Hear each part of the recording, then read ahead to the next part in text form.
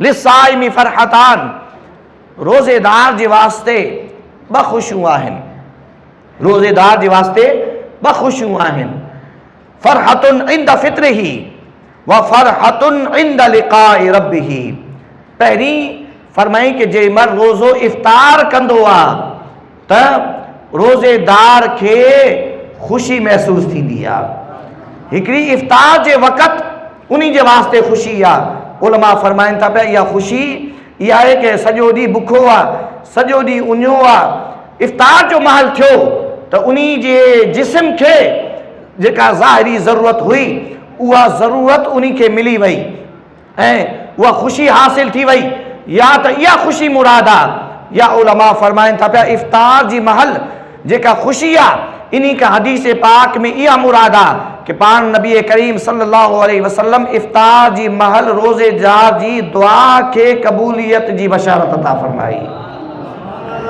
इफ़्तार जी महल रोज़ेदार जे वास्ते ख़ुशी आहे कि वो जेका दुआ कंदो अल्लाह तबारक व तआला उन्ही जी दुआ खे क़बूल मंज़ूर फरमाईंदो।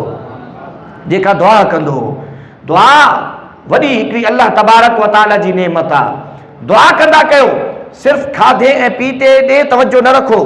रोज़ो जेमहिल इफ़्तार थियण जो महल ईंदो आहे, हथ तव्हांजा मथे हुजनि ऐं अदब सां मुहबत सां जेका बि जाइज़ तव्हांजी ज़रूरत आहे भली उहा यानी तव्हां घुरी सघो था पिया, ऐं अल्लाह मूंखे पंहिंजी इताअत जी तौफ़ीक़ अता फरमा, ऐं अल्लाह मूंखे पंहिंजी जेको आहे पंहिंजे दीन जे मथां अमल जी तौफ़ीक़ अता फरमा, ऐं अल्लाह असांखे पंहिंजी रिज़ा जे मुताबिक़ ज़िंदगी बसर करण जी तौफ़ीक़ अता फरमा, ऐं अल्लाह तू पंहिंजे महबूब सल्लल्लाहु अलैहि वसल्लम जी मुहब्बत असांखे अता फरमा, ऐं अल्लाह पंहिंजे महबूब सल्लल्लाहु अलैहि वसल्लम जी रिज़ा जे मुताबिक़ ज़िंदगी बसर करण जी तौफ़ीक़ अता फरमा।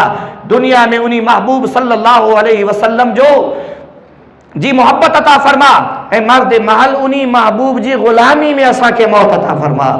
ऐं अल्लाह हज बैतुल्लाह अता फरमा। शौकीन जेको हूंदो यकीनन ईअं दुआ कंदो, ऐं अल्लाह हज बैतुल्लाह जी सआदत अता फरमा। ऐं केतिरा ई ख़ुशि नसीब आहिनि जेके रोज़े रसूल जे साम्हूं इफ़्तार वञी कंदा आहिनि। मालिक मौला रमज़ान जे मुक़द्दस महीने में मुस्तफ़ा जी दरबार जे साम्हूं इफ़्तार जी तौफ़ीक़ अता फरमा।